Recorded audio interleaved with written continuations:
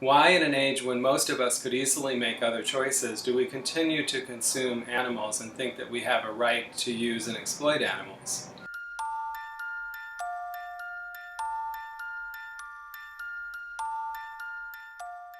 In my book, I argue that the answer is twofold. The first part is that the beliefs of consuming animals remain largely unexamined and therefore unchallenged.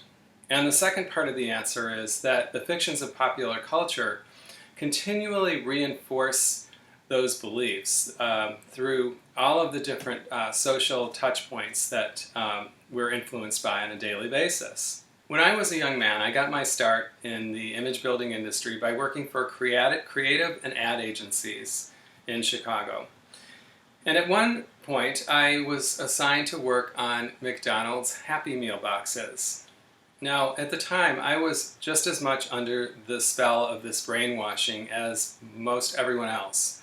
And so it never occurred to me that there was any weird thing about working on a package that portrayed happy and fun farmed animals that contained the body parts of animals, the same animals, that lived very short and miserable lives. But even worse, it didn't occur to me that we were manipulating and deceiving intentionally the most vulnerable audience possible, and that would be children.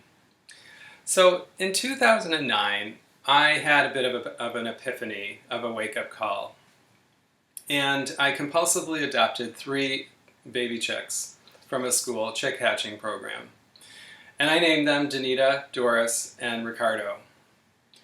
And I raised them into adulthood, and they became loving members of our family, as much as anyone's cat or dog would become loving companions and members of their family. The wake-up call was that I realized at this point that everything that I had been taught about farmed animals, chickens, turkeys, cows, and pigs, was completely false. And it led me on a path to question and explore how this could happen. And I realized early on that it stems from childhood. Stewart and Cole, 2 researchers who have researched the socialization process of how children are separated from food animals, they describe this process as a kind of rite of passage into adulthood. Let's just take a hypothetical scenario. We're children again, we are taken to the petting zoo and there's farmed animals there, and the adults tell us exactly how to interact with these animals. And very strict guidelines as far as how to respect and treat them with kindness. But then we come home, and for dinner that night they're serving us the same farmed animals that we were so lovingly towards at the petting zoo earlier that day. And some children rightfully question this contradiction. And the message from the adult world is basically to shut down critical thinking on this issue, to basically to tell the child not to care. So the responses are something like, don't worry about it. This is the way things are. This is what they're here for. It's part of the natural cycle. When you grow up, you'll see this is all normal, and all of this. And so this is how children become indoctrinated and then become adults and pass that on to their children, most of the time never even questioning this whole process.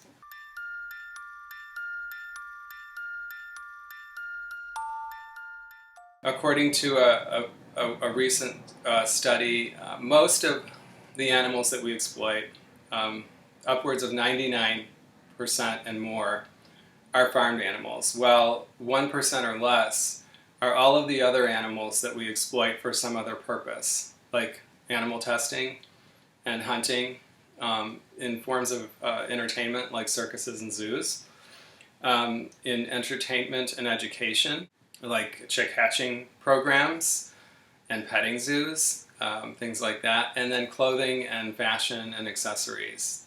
All of those other uses only represent a percentage point or a fraction of it. So as I'm going through this learning process, the question that I keep grappling with is, how is it possible that this conditioning can work so well on so many of us and for so long? And I think, in a word, the answer is propaganda. A form of control, not a physical form of control, not physical force, but control of the public mind. And that's the subject that I would like to save for the next video, in which I will go into a little bit more about the sources and origins of propaganda and how it's being used today to manipulate and shape our food choices. So I hope you'll stay tuned for the next video, and thank you so much for watching.